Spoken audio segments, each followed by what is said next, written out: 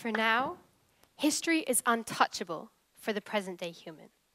Our bodies are firmly tied to the now. However, if we allow ourselves to imagine, just for a minute, that the past was not locked away behind steel doors, a world of wonder may just unfurl before us. We could ask questions only now do we have an urge to answer. Discover lost things and how they came to be. Amidst all this wonder and opportunity, one would have to choose as to where they would begin. For myself, there is one man whom I wish to meet, Leonardo da Vinci, or more commonly known as Leonardo da Vinci. Nowadays, people train in one or maybe two professions on average. It was the same during the early Renaissance period. However, Da Vinci was the ideal of the Renaissance period, the modern man. He not only had claim to one profession, nor two, but rather 11. A true polymath. He was a painter, sculptor, architect, musician, mathematician, inventor, engineer, anatomist, cartographer, botanist, and a writer. Of course, he was, and still is, most famous for his renowned artworks, such as the Mona Lisa, The Last Supper, Madonna on the Rocks, and John the Baptist. His works are also the basis for multiple conspiracy theories related to secret organizations and hidden messages some people believe Da Vinci to have been a part of. Now, I don't know about you, but I personally find the idea of such an iconic figure running about in the night and leaving secret messages for us all incredibly thrilling. It's certainly something I would like to ask him. Is there anything behind our conspiracy theories? Or are we simply allowing our imaginations to run wild? Yet Da Vinci's skill with the paintbrush did not leave him there. Like a true Renaissance man, he asked the key question of the time. How? Throughout time, people have always asked why. Why do I have to do the dishes tonight? Why me? Why am I here? But Da Vinci asked the more unusual, but perhaps more important question of how. His studies of the human body are still recognized for their accuracy to this day. He sketched, among other things, the first truly accurate depiction of a human fetus. Now, I'd love to know just how he got his hands on his subject matter, but I suspect the answer may be gruesome and very possibly unpleasant. Da Vinci was a man of creation, not only in art, but also in machinery and structure. He sought to find new ways of bettering the world, and in those ways, creating beauty.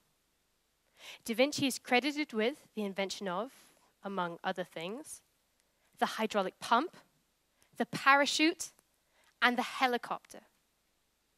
Da Vinci seemed to have a brain possessed by the thoughts of a man 400 years his younger. What drove him to these creation and thoughts? Did he understand the world better than even our most accomplished scientists of today? Also, we know Da Vinci was not a wholly devout man, but neither was he a man purely of science. Rather, he belonged to both. Personally, this aspect of Da Vinci's character tempts me, for I am an atheist. For myself, and perhaps many of you, the idea of a greater being watching us all is not one I can put much faith in.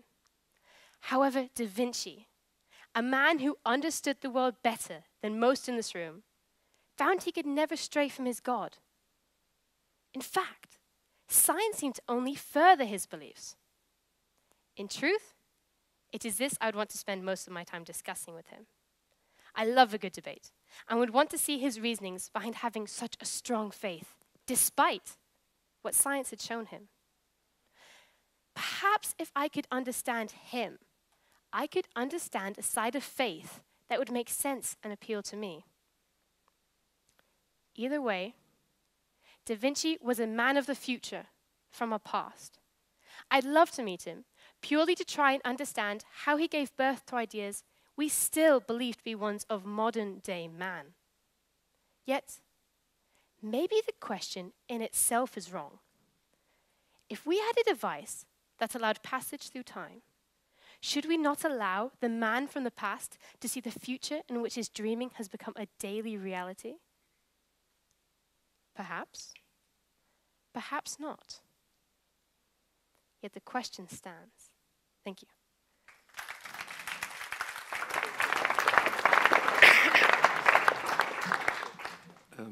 If Da Vinci lived in 2014, wouldn't he then be an atheist? Would Da Vinci be an atheist? No, I don't think so. I mean, as I've said, Da Vinci's scientific investigations only seem to further his beliefs. I mean, I'm sure with our investigations and discoveries we have now, he'd credit them all to his really strong belief in his God. Modern economical theories dictate that specialization is the only way to truly become good at something. In our world, our modern world, is there still room for a man like Leonardo da Vinci? I think there's room, but like you just said, it's becoming increasingly difficult to be fully capable and specific enough in each element to be as wide abroad and as broad as he was. I mean, if there is a man like that or woman like that out there, we need to find them and cherish them because it's an incredible skill to have, really is. Which work of his are you most fascinated by? I love his helicopter and his parachute, and he was also the hang glider he invented. He did a whole study on flying and flight. He was fascinated with it. And I think that within itself is something we should marvel at. A man of that time being able to design things that we now, like I said, consider to be modern day inventions. This man could see so far into the future, while so many of us find it hard to see 50 years in front of us. I was wondering, would you rather be known by many or loved by few?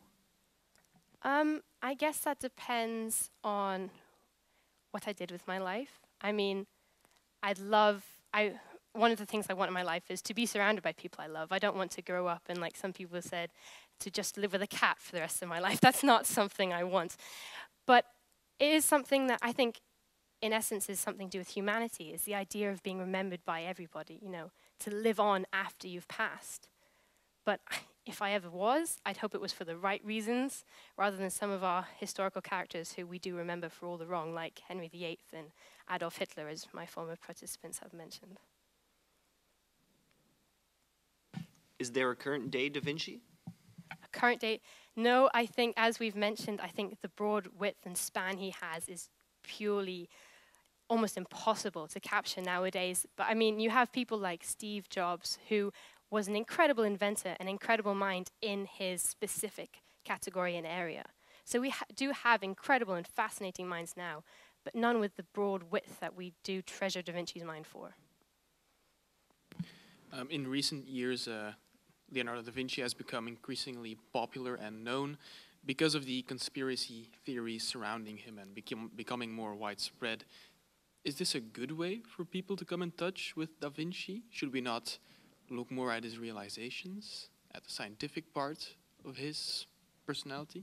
Yeah, well, I think it's both good and bad. I mean, in particular, it's been brought up in the Dan Brown books, which I'm sure a lot of people have read. And we do have to be slightly careful with the Dan Brown books because he does manipulate facts and theories and conspiracies to fit his Robert Langdon stories, particularly in the new one. But it also brings this mind to a younger generation's attention. I mean, there's people I know who didn't have a clue what he'd done and from the Dan Brown books wanted to go investigate. And I think we have to be careful with how modern day interpretations show such characters, but it does lead to investigation and true understanding of such a man.